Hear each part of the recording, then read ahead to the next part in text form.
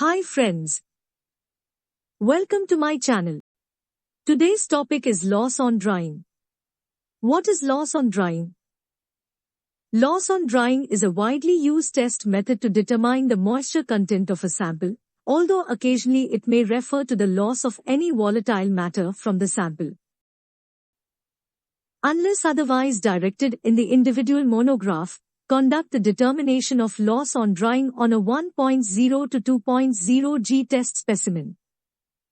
The substance to be tested and, if it is in the form of large particles, reduce the particle size to about 2 mm by crushing before weighing it out.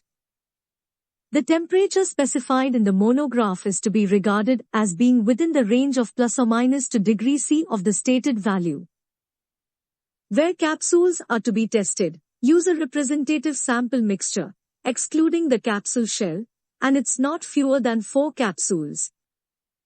Where tablets are to be tested, use a representative sample mixture from NLT4 crushed tablet. Drying process should be continued until the results of 2 consecutive weighing do not differ by more than 0.5 mg per G.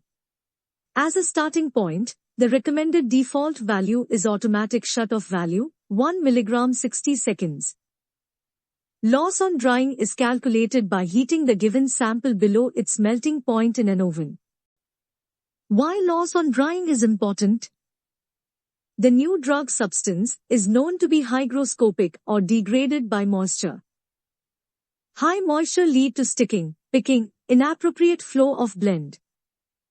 Low moisture lead to low hardness, friability, capping and lamination. Below you can see the loss on drying calculation formula. I hope you find the information useful. I would appreciate your likes, shares and subscribe.